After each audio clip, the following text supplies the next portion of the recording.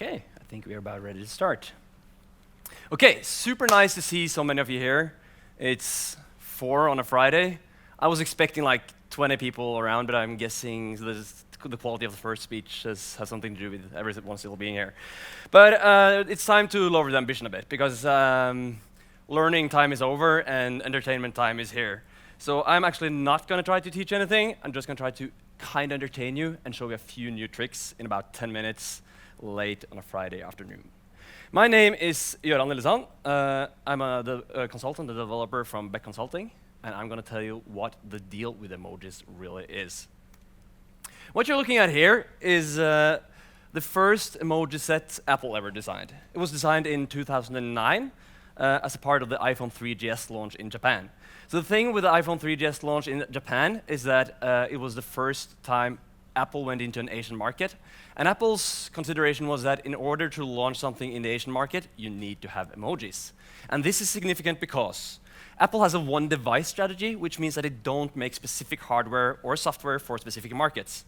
So once they introduced emojis for the Asian market, we actually got them in Europe and the US as well. So this was the first time that emoji ever hit the proper mainstream worldwide. And what happens when something becomes big enough? It happens. Standardizations. So the year after 2010, the year after 2009, meaning 2010, Unicode specified emojis as part of Unicode 6.0, which means that Unicode made emojis part of the international alphabet of characters. So that might sound kind of dramatic, but Unicode actually consists of 114,000 different characters. So making emojis, some of them, isn't really that big of a deal, but it leads to some interesting things. I'm a man who sometimes needs to talk about male exotic dancers. So I do this thing where I write this emoji. Oh, you can go away. I write this emoji. I click send in an email app or enter in Slack or whatever, and then this appears. Have you ever seen that? Yeah, okay. So to me, this was like, why? It kind of makes sense, right? Because you have male dancers, so female dancers, and weird symbol. And I guess most of you know that this weird symbol is Mars, which is the Greek symbol meaning man, right? So it kind of makes sense, but it also totally doesn't make sense.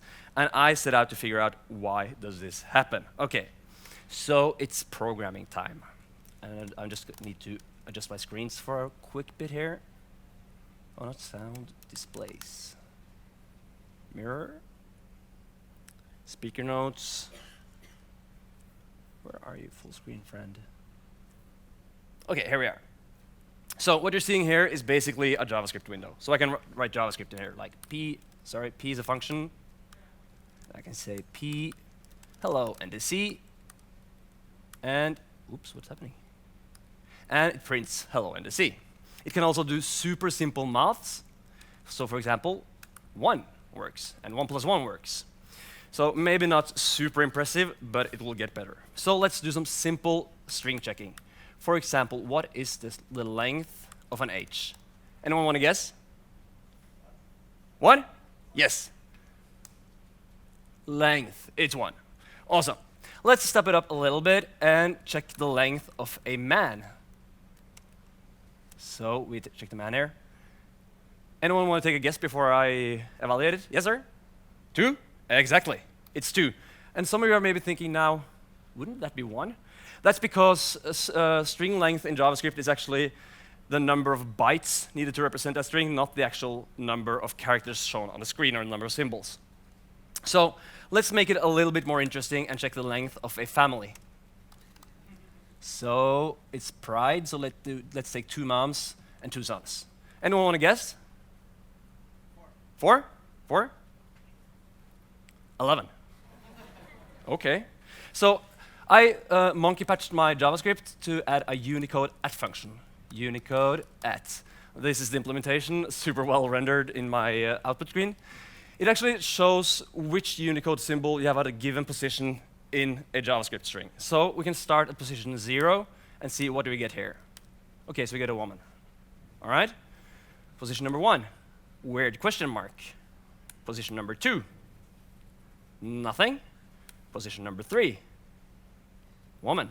Position number 4, weird question mark. 5, okay, starting to see a pattern here because it's invisible again. So 6, okay, that's a boy. 7, so maybe weird question mark, yes. 8, maybe, okay, invisible. 9, anyone want to take a guess? Boy, yes, boy.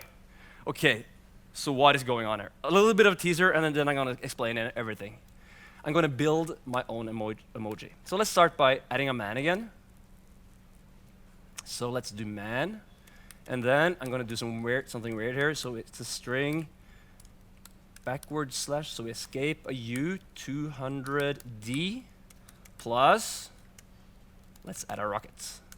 And it outputs astronaut. Okay, so there's clearly something going on here. So I did some more JavaScript. I outputted things. This is what I call an emoji decomposer. So it takes an emoji and it shows what goes on behind it. So let's start by just decomposing a man. Okay, so man is a man. That wasn't hard. Let's take a man of color. Let's see. I gotta find him first. Man with blonde hair, no. That's a man. Yes, man. And we're gonna add some color to him. Okay, so a man of color consists of a man and a square box with color. So what we're seeing here is called a Fitzpatrick modifier. So the Fitzpatrick modifier is a special character in Unicode which applies something to the character in front of it. So what we're saying here is take a man, and then the interpreter finds the next character, which is the Fitzpatrick modifier, which is what it's called, and then says, okay, this one is not a character of its own. It needs to reflect on the character in front of it. So it actually says man, then color. Okay, add color to the man. So the Fitzpatrick scale is actually like a medicinal scale for skin colors. So you have Fitzpatricks from 1 to 5, which actually can add different colors to different symbols in front of it. Okay, so if we then do the male dancers I was showing you earlier. No, that's not right. Dancer, there you are. So the male dancers consist of female dancers, weird plus sign, Mars. So the weird plus sign there is what is called a zero-width joiner in Unicode. So a zero-width joiner is an invisible character used to join the character that comes in front of it and after it. So actually, male dancers equals female dancers, invisible plus Mars, meaning male dancers. So if we then go back to the original examples with the family, let's do another family this time for fun. Let's do 2 dads and a daughter. So that's going to be dad plus daughter equals a family of 2 dads and a daughter. So now you know something you probably didn't know about emojis. And we need to hurry back to presentation mode. No presentation there. Yes, so with all these weird emojis about, how does really a new emoji appear and who decides what becomes a new emoji? The taco emoji actually appeared, I think it's about 2 years ago now. And that was actually initiated by Taco Bell, the company. You can say a lot of things about Taco Bell, but they have a great PR department. So Taco Bell decided it would be super cool to have a taco emoji, and it would be even cooler if that was associated with us. So they actually started a petition at petitions.org and succeeded in getting a taco emoji. And the point I'm trying to make here is that emojis are actually quite a big deal. There is currently no cola emoji, but you could say that if there's a taco emoji, I would say cola is as important as tacos are. But it definitely matters how you create an emoji. I would say if I worked in Coca-Cola, I would be pretty upset if the cola implementation was a Pepsi Cola, if you were to design a ball. So which one it is actually really matters. So Unicode has in fact established like a common criteria with an interest group deciding what can become an emoji and what cannot. So one of the leading criteria is that it should not be commercial or political. But the political part is kind of problematic because the thing is that even doing nothing is an act of politics. So for me, one of the more interesting revisions of the Unicode emoji spec was the 8.0, which was introduced in 2015. It was the emoji spec that introduced genders, or gender neutrality, the pride flag. It introduced the Fitzpatrick modifiers, so like all the different skin tones. And I remember hearing an interview on the radio about that when it appeared. And they were making the point, or rather discussing the point, that this is just political correctness bullshit. And I remember thinking at the time, like, yeah, it kinda is, because, I mean, skin color, they're like Nobody looks like that, right? It's yellow. But the point they were making is that that yellow is, in most people's mind, just a placeholder for white. And once I started thinking about it, I kind of agree. It definitely, like, this isn't something black. It's actually, to me, it's white, black. And the genders definitely matter. That if we only learn to talk about like firefighters as men and police as men and receptionists as women, that definitely affects how we perceive those occupations and how we perceive the world. So the most recent controversy about emojis, and it's a bit dangerous, I guess, to be a man talking about menstruation on a tech conference, but I'm going to go there anyways. So for the most recent emoji specification, Plan UK proposed a menstruation emoji, because it's something that definitely affects at least half the population and is actually like a super big deal to a lot of people. But to a lot of other people, it's perceived to be something rather gross and something that shouldn't be talked about. And it was quite interesting to see the controversy with introducing it, because by now, emojis have become so big and so widespread that in a lot of places it was actually said to be like, no, we can't have that in the emoji standard because it's too gross to talk about. So it's kind of interesting to see the whole debacle about how they were to introduce that across religions, across cultures, across geographical zones.